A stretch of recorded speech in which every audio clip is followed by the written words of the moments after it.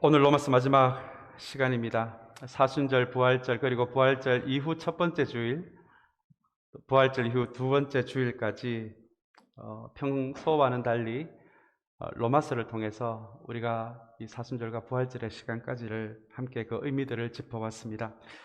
주로 이야기와 비유로 되어 있는 사복음서와는 달리 이 로마서는 교리로 되어 있어서 아마 이해하기가 그렇게 쉽지는 않았을 것 같습니다. 교리는 신앙의 본질을 개념으로 잡아서 설명하는 것을 의미합니다. 예를 들면 성령을 하나님의 영입니다라고 말할 때 그것은 하나님의 본질이 될 것입니다. 그리고 하나님의 영으로서의 성령을 구원의 영, 생명의 영, 진리의 영, 창조의 영, 위로의 영, 공동체의 영이다라고 이렇게 설명을 한다면 이것은 성령께서 하시는 일을 이렇게 개념으로 설명한 것, 이것이 교리입니다. 이렇게 성령이 누구신지, 어떤 일을 하시는지, 주님이 누구신지, 주님이 어떤 일을 하시는지, 하나님이 누구시고 하나님은 어떤 일을 하시는지, 죄는 무엇이고 죄는 우리에게 어떤 영향력을 미치는지, 교회의 본질은 무엇이고 그리고 이 교회가 우리에게 어떤 의미인지를 개념을 잡아서 가르치고 있는 것을 여러분 교리라고 합니다. 우리 몸으로 비유를 하자면 기도의 시간, 찬양의 시간, 교제의 시간은 우리 몸 중에 살에 해당될 것 같고요. 이렇게 하나님이 누구신지, 성령이 누구신지, 죄가 무엇인지라는 이런 교리 설명은 우리 몸의 뼈대와 같습니다. 우리의 몸의 한 부분인 살이 근육으로 되어갈수록, 그리고 우리의 뼈대가 튼튼할수록 그 사람을 건강한 사람이라고 우리가 이야기할 수 있는 것처럼 우리의 영혼의 살에 해당되는 기도와 찬양과 교제, 우리 이런 부분의 능함과 동시에 또한 이 교리에 해당되는 우리의 이 영혼의 뼈대가 든든히 세워진다면 아마 그 사람을 우리는 균형 잡힌 크리스찬, 건강한 크리스찬이라고 우리가 이렇게 말할 수가 있을 것 같습니다. 우리 로마서를 처음 시작하면서 이 로마서는 로마에 세워진 교회인 로마 제국의 중심부에 세워진 이름을 알 수 없는 무명의 크리스찬들에 의해 세워진 로마 교회를 위해 바울이 쓴 편지라고 그렇게 말씀을 드렸습니다. 그렇다면 바울은 왜 로마 제국의 중심부에 세워진 이 로마 교회에 이렇게 교리에 해당되는 이 로마서를 기록을 해서 로마 교회에 보냈을까요? 바울이 직접 세운 교회는 아니었지만 로마 제국 중심부에 이름을 알 수 없는 사람들에 의해서 세워졌다라는 이 로마 교회 이름을 듣고는 그 교회를 건강하게 세워주고 싶었던 것입니다. 저는 이 부분이 참 좋았습니다. 바울은 이 교회는 내가 세운 교회가 아니기에 나는 관심이 없다가 아니라 어느 누군가에 의해서 세워진, 이름을 알 수 없는 교인들에 의해서 세워진 교회이지만 이 교회도 하나님의 교회이기에 이 교회도 하나님 앞에 건강하게 서는 교회가 되게 하기 위해서 이 로마서, 신앙의 뼈대를 세우는 이 교리 중심의 로마서를 기록해서 이 교회에 보낸 것입니다. 저는 이 부분이 참 좋았습니다. 바울은 자신이 세운 교회만, 자신이 섬기는 교회만 소중히 여기는 사람이 아니었습니다. 이 땅에 세워진 모든 교회는 큰 교회, 작은 교회, 개척교회, 시골교회 할 것 없이 예수 그리스도를 주님으로 고백하는 모든 교회는 하나님의 교회이다라는 마음이 바울 안에 있었기 때문에 자신이 세우지도 않았고 가보지도 않았던 이 교회, 이 로마서를 통해서 이 교회 신앙의 뼈대를 잡기 위해 기록한 성경이 바로 이 로마서라는 것입니다. 오늘 이 로마서를 마무리하는 이 시간에 우리가 이 바울의 마음을 우리가 좀 닮을 수 있다면, 주님께서 우리에게 주신 이 참사랑 교회가 우리가 섬기고 예배하는 교회이지만 이 땅에 존재하는 큰 교회뿐만 아니라 작은 교회, 개척교회, 이름을 알 수 없는 곳에 있는 시골에 있는 교회까지 모두 하나님의 교회라는 것을, 그리고 우리가 교회를 위해 기도하는 시간에 이 세상에 존재하는 그런 교회들을 위해서도 우리가 기도할 수 있는 그런 우리 모두가 되시기를 주님의 이름으로 간절히 소망합니다. 또한 그 시대에도 이단들이 있었습니다. 신앙의 본질을 설명한 이 교리들이 조금은 딱딱하게 느껴져도 우리의 기도와 찬양, 교제와 함께 이 신앙의 뼈대가 든든히 세워진다라면 여러분, 어떤 이단이 흔들어도 흔들릴 수가 없는 것이 바로 이 교리입니다. 그래서 우리가 찬양을 뜨겁게 하고 기도를 뜨겁게 하는 것도 중요하지만 말씀을 통해서 하나님이 어떤 분이신지, 교회가 어떤 곳인지, 죄는 어떤 것인지, 성경이 이야기하는 진리, 바른 진리를 배우는 이 뼈대를 세우는 것이 참으로 중요합니다. 우리의 신앙이 뜨거운 기도와 찬양과 함께 주님의 말씀이 우리의 신앙을 이루는 든든한 뼈대가 된다면 여러분, 이 세상에 어떤 이단이 와서 흔들어도 흔들리지 않는 교회가 될 수 있는 것이 이 뼈대까지도 튼튼한 교회들입니다. 또한 이 로마 교회를 교두부로 해서 이 바울의 마음 중에 한 가지는, 이 로마서를 기록한 이유는 이 로마를 중심으로 로마 서쪽에 있는 그 나라들은 아직 선교가 이루어지지 않은 상태이거든요. 그래서 바울은 이제 장차 이 로마 교회를 중심으로 선교의 교두부로 해서 아직까지 아무도 선교하지 않는 땅인 로마 서쪽으로 가서 선교하고 싶은 마음으로 이 교회를 선교적 교회로 준비시키기 위해서 또한 이 로마서를 기록한 것이 로마서를 기록한 동기입니다. 아마 이 부분도 우리에게 선교에 대해서 큰 통찰력을 주는 부분일 것 같아요. 지금 바울은 로마 교회를 통해서 서쪽을 전도하기 위해서 이 교회 재정을 풍부하게 하기 위해서 이것을 쓰는 것이 아니라 이 교리가 중심이 된 로마서를 통해서 이 교회 신앙의 뼈대를 단단하게 잡아줌으로써 앞으로 벌어질 수 있는 선교에 준비시키고자 하는 마음으로 이 로마서를 기록한 것입니다. 그렇다면 여러분, 선교가 도대체 우리가 어떤 마음으로 선교를 해야 정말 하나님이 원하시는 선교를 잘할 수 있을지를 우리는 이 부분을 통해서 우리는 알 수 있을 것 같아요. 물론 재정도 풍부하게 있다면 선교하는 데 많은 도움이 될 것 같습니다.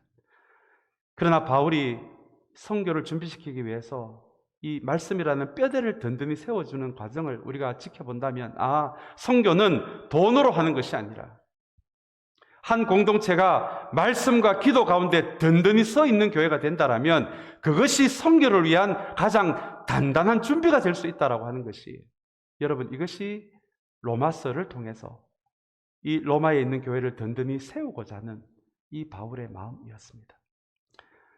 사랑하는 여러분, 우리 교회도 마찬가지입니다. 우리가 받는 교회가 아니고 줄 수 있는 교회가 된 것도 너무너무 감사한 부분이고요. 거기에 더 나아가서 우리 교회가 다른 어떤 것보다도 말씀의 뼈대와 기도에 강한 교회가 되어서 우리가 이것을 통해서 정말 하나님이 보시기에도 아름답고 멋있는 선교까지도 감당할 수 있는 그런 뼈대까지도 튼튼한 우리 교회가 되시기를 주님의 이름으로 축복합니다. 오늘 본문은 바울이 들려주는 이제 사랑 이야기입니다. 바울은 이 로마서에서 이제 교리 이야기를 로마 교회에 들려주면서 이것을 마치 법률처럼 딱딱한 논문처럼 이 복음에 대해서 들려주는 것이 아니라 바울은 이 로마서 전체를 믿음과 소망과 사랑의 관점에서 이 딱딱한 교리를 이 로마 교인들에게 들려줍니다. 먼저 복음을 설명하면서 믿음이라는 뼈대를 세웠습니다. 이제 오늘 이제 마지막 시간에서 조금 이렇게 총정리하는 마음으로 좀 말씀을 들려드리기를 원하는데요. 이 복음은 우리 앞에서 말씀드린 대로 주님이 우리를 구원하시기 위해서 주님이 하신 일을 의미합니다. 주님의 삶, 가르침, 십자가, 부활, 전적으로 우리의 구원을 위해서 주님이 하신 일을 복음이라고 합니다. 이 복음 안에는 우리의 공로가 없습니다. 만약에 우리의 공로로 구원을 얻는다면 우리 기독교는 행위 구원론을 가르치는 그런 종교가 될 수밖에 없습니다. 무엇인가 열심히 하고 무엇인가 열심히 도를 닦아야 구원을 받는 그런 종교가 될 수밖에 없는 것이 행위 구원론입니다. 그러나 성경은 그렇게 이야기하지 않습니다. 우리의 구원은 우리가 무엇을 하나님께 잘 보여서 구원을 받은 것이 아니라 우리와는 상관없이 우리를 위해 주님이 전적으로 하신 일, 그 일을 우리가 믿음으로 받아들일 때 그 복음 안에 있는 우리를 구원하시는 하나님의 능력과 하나님의 의가 우리의 믿음 속으로 흘러 들어와서 우리의 죄를 모두 덮어버린다고 하는 것이, 여러분, 이것이 바울이 가르친 믿음의 관점에서 본 이 믿음의 뼈대에서 본 이 복음의 이야기입니다. 오늘 로마서를 마무리하는 이 시간에서 여러분, 우리 다른 것은 몰라도 이것 하나는 꼭 기억하면 좋겠습니다. 우리가 잘나서 구원받은 거 아닙니다. 우리가 무엇을 해서 구원받은 것이 아닙니다. 구원은 하나님의 전적인 은혜이고 하나님이 전적으로 하신 일입니다. 우리는 이것을 믿음으로 받아들일 때, 우리의 공로가 아니라 믿음으로 받아들일 때, 그 믿음 속으로 복음 안에 있는 우리를 구원하시는 하나님의 능력과 하나님의 의가 흘러 들어와서 우리의 부족하고 연약하고 어둡고 가지고 있는 열등감, 낮은 자존감까지도 그 하나님의 의와 하나님의 능력이 모든 것을 은혜로 덮어버리는 것이, 여러분, 이것이 믿음의 뼈대 가운데서 일어나는 일이라는 것을 여러분 우리의 평생 동안 꼭 기억하는 저와 여러분들이 되시기를 간절히 소망합니다. 이어서 바울이 이 로마서를 통해서 세운 두 번째 뼈대는 소망이라는 뼈대였습니다. 아마 잘 아시는 대로 이 소망은, 성경이 이야기하는 소망은 다 잘 될 거야 라는 이야기가 아니에요. 성경이 이야기하는 소망은 주님이 언젠가는 다시 오실 것이라는, 미래에 반드시 벌어질 그 일 위에 서 있는 것이 여러분 소망입니다. 성경은 주님이 언젠가 다시 오셔서 이 세상의 모든 악을 사로잡으시고 하나님의 통치가 온전히 이루어지는 하나님의 완성된 나라가 비로소 시작이 될 수 있을 것이다 라고 이야기하십니다. 그리고 그때 주님이 다시 오실 때 우리도 주님처럼 부활의 몸을 입게 될 것이라고 이야기하시고요, 다시는 우리가 이 땅에서 이 육신 가운데서 겪는 아픔과 고통과 슬픔과 차별을 다시는 경험하지 않는 하나님의 나라에서 하나님의 통치가 시작된다라고 하는 것이 주님이 다시 오실 때 벌어지는 일입니다.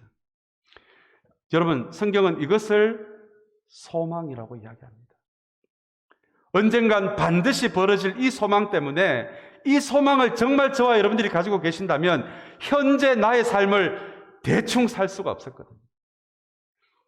여러분, 그 소망을 믿는 사람이 어떻게 우리가 대충 살아갈 수가 있겠습니까? 그 소망을 정말 믿는 사람들이라면 어떻게 우리가 신앙의 양심을 버릴 수가 있겠습니까?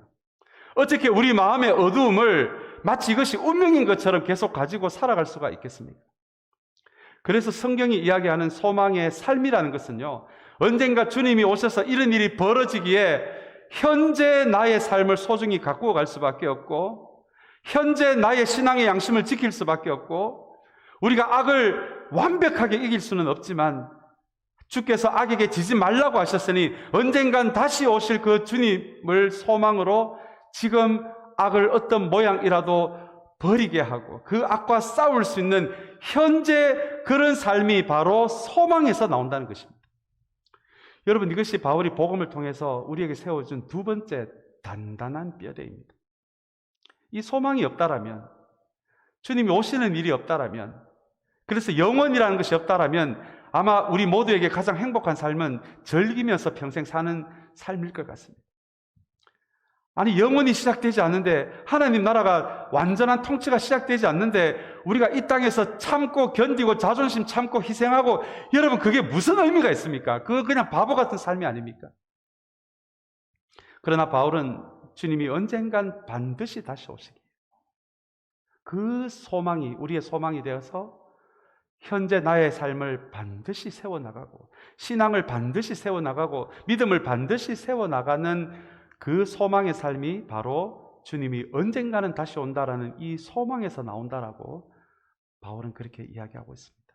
우리 이 두 번째 뼈대도 기억하면서 사랑하는 여러분, 우리의 신앙의 평생 동안 눈에 보이는 것에 흔들리는 우리의 신앙이 아니라 언젠가 다시 오셔서 우리가 이 땅에 믿음을 지키면서 흘린 그 모든 눈물을 흔적도 없이 깨끗하게 씻어주실 그 예수님이 우리의 소망이 되어서 현재 나의 삶도 조금 자존심이 상하더라도, 조금 희생하고 손해를 보더라도 여러분, 우리의 신앙의 양심을 단단하게 지켜나갈 수 있는 우리 모두의 신앙의 자리가 되시기를 주님의 이름으로 간절히 축복합니다.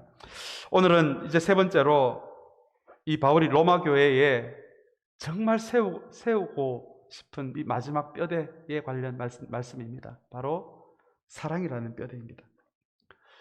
복음 안에는 믿음도 있고 소망도 있지만 바울은 이 마지막으로 이 사랑 이야기를 통해서 우리가 우리의 신앙의 평생의 여정 동안 반드시 붙잡아야 할 것이 무엇인지를 바울은 오늘 이 말씀에서 우리에게 이야기를 해주고 있습니다.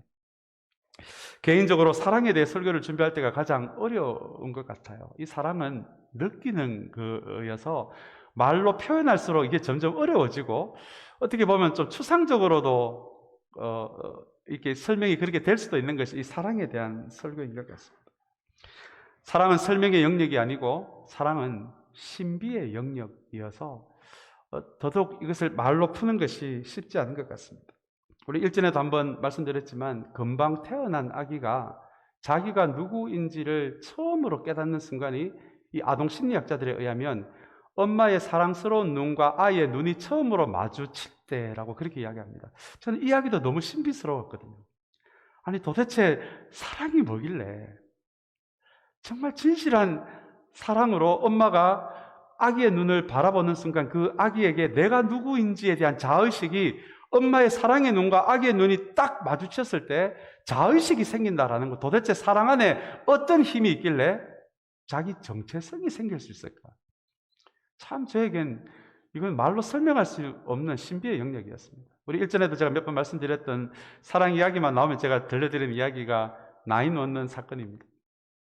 비행기가 뉴욕에 있는 그 센터에 부딪히기 5분 전에 죽음을 직감한, 죽음을 5분 앞에 놔둔 사람들이 가족들에게 전화를 해서 무슨 이야기를 하는지 한 기자가 그거를 통화 자료를 다 분석해서 기사를 해놓은 것을 봤는데요. 일전에 한번 말씀드린 대로 정말 그 비행기 안에 있는 모든 사람들이 가족에게 전화를 해서 하나같이 죽음을 5분 앞두고 하는 이야기가 사랑한다, 미안하다, 고맙다 이더라고요. 그 수백 명의 사람들이 그 통화 내용 중에 단 한 명도 주식은 테슬라에 넣어야 된다, 애플에 넣어야 돼, 부동산 저기서 빼서 거기에 넣어야 대박이나, 진짜 죽음을 앞두고는 그런 이야기 하는 사람이 아무도 없더라고요. 정말 죽음을 5분 앞에 놨던 사람들이 도대체 그 사랑이 뭐길래 가족들에게 전화해서 사랑한다, 미안한다, 고맙다, 그 기사를 보고도 이게 이해가 되지 않더라고요. 도대체 사랑이 뭐길래요? 이것은 우리 모두가 저절로 우연히 생겨난 존재가 아니라 그 본질이 사랑이신 하나님에 의해 지음받은 사람들이라는 것을, 여러분, 그거 외에는 설명이 안 되더라고요. 아무리 진화론에서 과학적으로 설명을 해도 아마 이 부분은 설명을 못할 것 같아요. 어떻게 저절로 생겨난 존재가 자기를 희생할 수 있는 사랑이라는 것을 선택할 수 있을까요?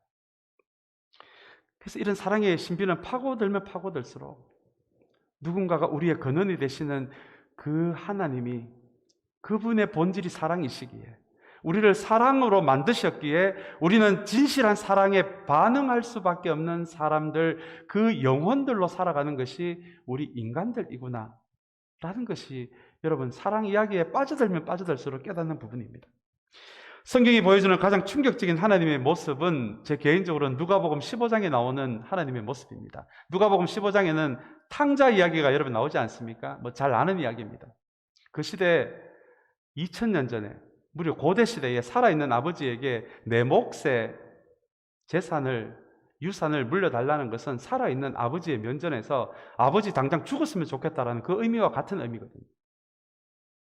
저는 저의 자식이 저에게 그런 요구를 한다면 아마 호적에서 빼버릴 것 같아요. 다리 몽댕이를 그냥 부러뜨려서 그 괘씸한 아들 그냥 창고에 가다 버릴 것 같습니다. 그런데 누가복음 15장이 그리고 있는 탕자의 아버지로 나오는 하나님의 모습은 그 요구를 묵묵히 들어주세요. 아마 이 아들은, 이 자식은 이 방법이 아니고서는 돌아올 수 없을 것이라고 생각했을지도 모르겠습니다. 그리고 이 아들은 유산을 받아서 해외로 가서 다 탕진하고 돼지 우리에서 돼지가 먹는 열매를 먹는 정도까지 비참해지자 다시 아버지 집으로 돌아오잖아요. 근데 누가복음 15장에 보면 가장 감동적인 장면 중에 하나는 그 돌아오는 아들을 보고 아버지가 아들을 먼저 발견하고 그 아들에게 뛰어가는 장면이 나옵니다. 그 의미는 아버지가 떠나는 그날, 아들이 떠난 그날부터 아버지가 그 탕자가 떠난 그 길을 매일매일 보고 있었다는 의미가 되거든요. 그리고 고대시대 때는 나이 적은 사람이 많은 사람에게 뛰어가야지 많은 사람이 적은 사람에게 뛰어가는 일은 없었거든요. 만약에 2000년 전에 나이 많은 사람이 적은 사람에게 뛰어간다는 것은 자존심을 버리는 거고 체면을 버리는 거고 그 시대 예절을 다 버리는 행동이어서 동네 사람들이 수군수군 거릴 수도 있는 것이 나이 많은 사람이 적은 사람에게 뛰어가는 행동이었습니다. 그런데 하나님의 모습으로 그려진 이 탕자의 아버지가 그 길가를 매일 보고 있다가 아들이 털레털레 무거운 발걸음으로 돌아오는 것을 보고는 체면이고 자존심이고 예의고 다 던져버리고 그 아들에게 뛰어가는 장면이 여러분 누가복음 15장이 그리고 있는 하나님의 모습입니다. 저는 이 모습이 제게 얼마나 하나님에 대한 다른 생각을 새로운 차원의 눈을 열어준 게 바로 그 장면이거든요. 저는 이전에는 하나님은 천지를 창조하신 분이시고 심지어 자연도 움직이시고 죽은 사람도 살리시고 홍해를 여시는 그런 전지전능하신 하나님이 제게 익숙했는데 누가복음 15장에 나오는 하나님은 어떤 시인의 말에 의하면 마치 바보 같은 하나님, 바보 같은 사랑을 보여주신 하나님, 엉뚱한 요구를 해도 묵묵히 참아내시는 하나님이시고 그 떠난 그 아들을 떠난 그날부터 묵묵히 기다리는 그 바보 같은 사랑을 보여주시는 모습이 누가복음 15장에 있는 우리 하나님의 사랑의 모습입니다. 예수님도 마찬가지인 것 같아요. 예수님 시대에 이스라엘 역사에 수많은 자칭 메시아들이 나타났다가 사라졌는데요. 그 수많은 메시아 중에 유일하게 예수님만이 스스로 죽음의 길을 가신 분이셨어요. 스스로 고문받는 길을 걸어가셨거든요. 스스로 모욕을 받는 길을 걸어가신 분이 우리 예수님이십니다. 그분도 죽은 사람을 살리시고 물리를 걸으시고 귀신을 내쫓으시고 죽은 사람을 살리시는 그 능력이 있으신 분이 바로 우리 예수님이신데 마치 아무 능력이 없는 것처럼 십자가에 힘없이 매달려 계신 예수님. 여러분 이거 사랑이 아니고서는 어떻게 설명할 수가 있겠습니까?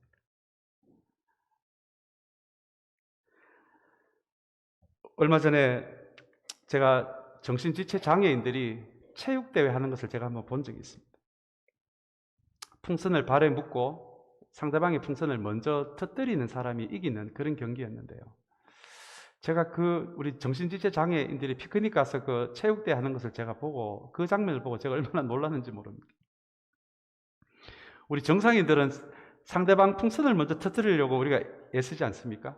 근데 제가 깜짝 놀란 것은 그 정신지체 우리 장애 아들이 상대방의 풍선을 먼저 터뜨리는 것이 아니라 내 풍선 먼저 터뜨리라고 자기 발을 이렇게 내미는 애들이 적지 않았어요. 그래서 우리는 정상인이고 그 사람들은 장애인이라고 부르지만 제가 그 장면을 바라보면서 오히려 우리에게 진짜 사랑을 가르쳐 주는 것은 이 정신지체 장애인들이 아닌가 생각해 봅니다. 그래서 어떤 시인은 바보 같은 사랑할 때 이 바보가 정신지체화가 아니고 바로 보게 하는 사랑이다. 그렇게 통찰력을 주는 시인도 있으시다. 그 정신지체아들이 보여준 그 자기 풍선을 먼저 터뜨리라고 자기 발을 내어주는 그 모습이 어쩌면은 우리 정상인들로 하여금 바로 보게 하는 그 사랑의 힘이 그 안에 있다라는 고백이었습니다.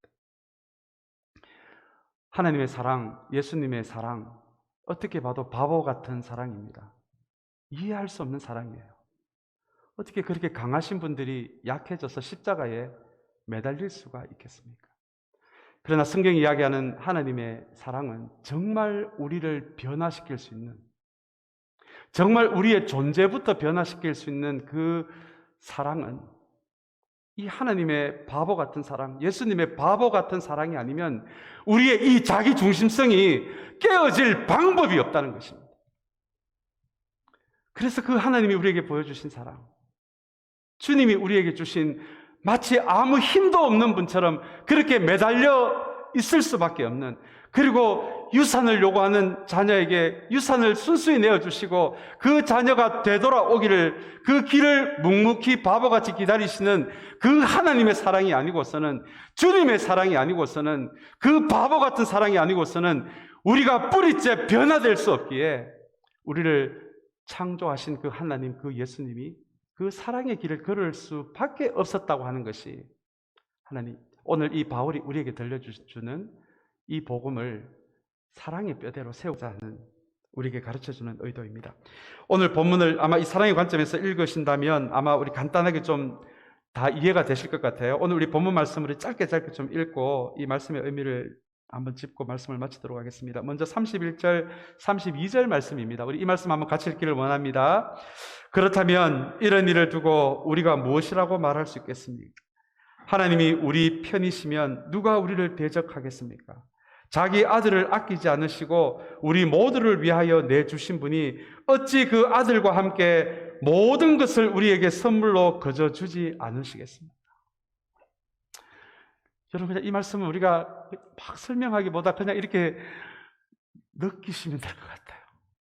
자기 아들까지도 내어주신 이 바보 같은 사랑을 하신 우리 하나님이 오늘 이 바울의 고백에 의하면 아들까지 내줬는데,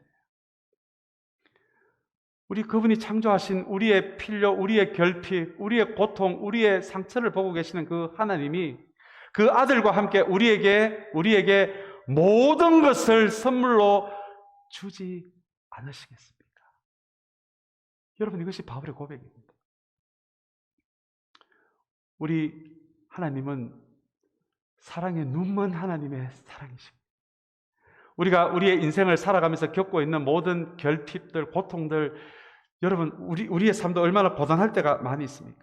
많이 흔들릴 때가 얼마나 많이 있습니까? 들판에 핀 꽃처럼, 이름 없는 꽃처럼 바람이 불면 이리저리 흔들리는 우리 그런 꽃 같은 우리의 인생일 때가 얼마나 많이 있습니까? 그러나 그런 위기 때마다, 그런 결핍의 때마다 오늘 이 32절이 우리에게 큰 격려가 되면 좋겠습니다. 오늘 우리에게 들려주는 하나님의 눈먼 사랑의 한 모습이거든요. 어찌 그 아들과 함께 모든 것을 우리에게 선물로 거저 주지 않으시겠습니까? 여러분, 저와 여러분들을 향한 이 하나님의 사랑을 꼭 붙들고 걸어가는 우리의 모든 삶이 되시기를 주님의 이름으로 소망합니다. 우리 33절, 34절의 말씀도 우리 한번 같이 읽겠습니다. 같이 읽겠습니다. 하나님께서 택하신 사람들을 누가 감히 고발하겠습니까? 의롭다 하시는 분이 하나님이신데 누가 감히 그들을 정죄하겠습니까? 그리스도 예수는 죽으셨지만 오히려 살아나셔서 하나님의 오른편에 계시며 우리를 위하여 대신 강구하여 주십니다. 우리 33절에 나오는 고발은 이 원어에 의하면은 이 악한 영들의 고발, 사탄의 고발에 가까운 언어입니다. 여러분, 사탄이 하는 일 중에 하나가 거짓말인 거 아십니까? 하나님의 자녀가 된 우리들이 자녀로서 누릴 수 있는 영적 유익을 누리지 못하도록 우리의 자존감을 끊임없이 낮추는 역할을 하는 것이 여러분 성경이 이야기하고 있는 사탄의 거짓말입니다. 십자가는 우리를 죄인에서 하나님의 자녀로 만들었는데 사탄은 하나님의 자녀를 다시 죄인으로 만들게 하는 그것이 여러분 이 사탄이 하는 거짓말이거든요. 네가 하나님의 자녀가 되었다고, 존귀한 존재가 되었다라고, 그건 거짓말이야. 넌 여전히 열등감에 잡혀있는 존재고 상처에서 벗어날 수 없는 존재야. 이런 거짓말을 우리에게 끊임없이 하는 존재거든요. 그것이 33절에 나오는 고발입니다. 34절에 나오는 정죄는 율법의 정죄를 의미합니다. 우리가 율법이 1000가지가 있다면 율법을 한 개라도 못 어기면 우리는 그 율법에 의하면 죄인이 되지 않습니까? 그걸 정죄라고 합니다. 그런데 오늘 바울은 예수 그리스도의 십자가와 복음과 부활의 은혜 안에서 그 안에 표현된 이 하나님의 바보 같은 이 사랑을 붙들고 있는 그 사람에게는 마귀의 거짓말도 율법도 그 사람들은 정죄할 수 없고 이 마귀의 거짓말도 너희들을 정죄할 수 없고 고발할 수 없고 그렇게 우리를 붙들고 있는 것이 하나님의 사랑이다라고 이야기합니다. 우리를 향한 하나님의 그 바보 같은 사랑을 붙들고 있는 그 사람은 결코 마귀가 무너뜨릴 수도 없고 율법의 그 정죄도 그 인생을 무너뜨리지 않게 만드는 것이 우리를 향한 하나님의 그 사랑이다라고 하는 말씀이 바로 33절, 34절의 말씀입니다. 이절에 이어서 35절, 38절, 39절 말씀을 우리 한번 같이 읽겠습니다. 오늘 본문의 핵심이 되는 말씀들이 이어져 나오는데요. 우리 너무너무 중요하고 아름다운 말씀입니다. 우리 한번 같이 읽겠습니다. 누가 우리를 그리스도의 사랑에서 끊을 수 있겠습니까? 환난입니까? 공고입니까? 박해입니까? 굶주림입니까? 헐벗음입니까? 위협입니까? 또는 칼입니까? 나는 확신합니다. 죽음도 삶도 천사들도 권세자들도 현재일도 장래일도 능력도 높음도 깊음도 그 밖에 어떤 피조물도 우리를 우리 주 예수 그리스도 안에 있는 하나님의 사랑에서 끊을 수 없습니다. 여러분 아멘입니까? 우리 흔들릴 수 있어요. 그러나 이 믿음만큼은 여러분 흔들리면 안 됩니다. 환난, 곤란, 박해, 굶주림, 헐벗음, 위협, 칼 뭐 어떤 건지 여러분 다 아실 것 같아요. 죽음도 뭔지 아실 것 같고 삶도 뭔지 아실 것 같아요. 천사들 다음에 나오는 권세자들은 이 원어에 의하면 사탄을 의미합니다. 사탄에 속한 악한 귀신들까지도 성경은 권세자들이라고 이야기합니다. 이어서 나오는 현재일은 현재 내가 겪고 있는 모든 고난들, 아픔들, 결핍들을 의미합니다. 장래일은 언젠가 있을 하나님의 심판을 의미합니다. 여기 나오는 능력은 악한 영의 능력을 의미합니다. 높음과 깊음은 자연의 능력을 의미합니다. 그렇다면 여러분 오늘 여기 나오는 이 우리의 삶에서 믿음에서 멀어지게 하는 이 수많은 것들을 가만히 보시면 이게 우리의 삶에서 경험하는 모든 것들입니다. 모든 것들입니다. 바람이 불면 흔들리듯이 우리의 신앙과 삶에도 바람이 불면 우리가 흔들릴 수밖에 없는데요. 우리를 흔들게 하는 모든 것들이 이 안에 다 있습니다. 다 있습니다. 그러나 바울이 경험한 하나님, 교회를 핍박한 자신을 하나님의 바보 같은 사랑이 자기를 세워서 오히려 교회를 세우는 사람이 되게 하신 그 하나님의 바보 같은 사랑을 경험하며 변해간 바울이 자기의 인생을 걸고 고백하는 말씀이 35절, 38절, 39절의 말씀입니다. 이 말씀을 다시 이야기하면 이 세상에 그 어떤 것도 우리를 흔들 수는 있지만 그러나 우리를 향한 하나님의 사랑만큼은 그 어떤 것도 끊을 수 없다라고 하는 것입니다.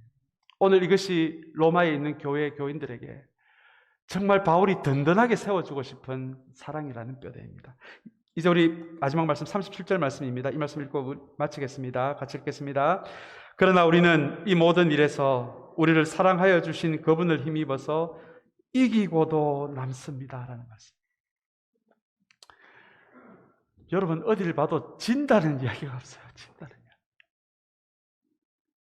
우리가 이 사랑을 얼마나 느끼고 실감하고 붙들고 있느냐는 또 다른 문제이겠지만 오늘 바울이 우리에게 들려주는 정말 복음 안에서 우리에게 든든하게 세워주는 이 세 번째 뼈대는 이 사랑에 힘입으면 우리를 향한 하나님의 이 바보 같은 사랑, 예수님의 바보 같은 사랑, 사랑의 눈먼 분 같은 하나님과 예수님의 아무것도 끊을 수 없는 그 사랑을 붙들 수 있다면 우리는 이 세상에 우리를 힘들게 하는 그 모든 것을 마침내 이길 수 있다. 사랑이 이기게 하고 사랑이 마침내는 이기게 한다라고 하는 말씀이 여러분 37절의 말씀입니다. 독일의 아우슈비츠에서 그 가스 실험을 통해서 정신 이상이 된 사람들이 참 많은데요. 근데 한 시인이 멀쩡한 정신으로 이 가스실에서 벗어난 사람이 있어서 기자들이 물었다고 합니다. 아니 많은 사람들이 가스실 실험을 통해서 정신 이상이 됐는데 어떻게 당신은 멀쩡합니까? 이분이 가스실에 들어갈 때마다 자기가 사랑받은 기억을 생각했다 그러더라고요. 어머니 아버지가 어릴 때부터 자기를 잘 때 이 머리에 손을 얹고 하나님이 너를 얼마나 사랑하고 엄마 아빠가 너를 얼마나 사랑하는 존재라는 것을 기도로 매일매일 그렇게 기도해 줬다라고 하더라고요. 근데 가스실에 들어갈 때마다 그 기도의 내용을 기억을 한 것밖에 없대요. 저는 그 이야기를 들으면서도 다시 한번 하나님의 사랑의 신비를 깨달을 수 있었던 그 시인의 이야기였습니다.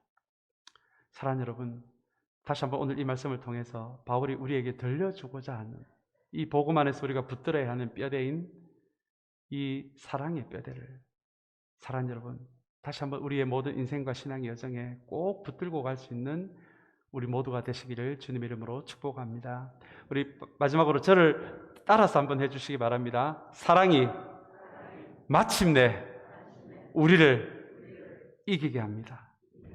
우리 같이 기도하겠습니다.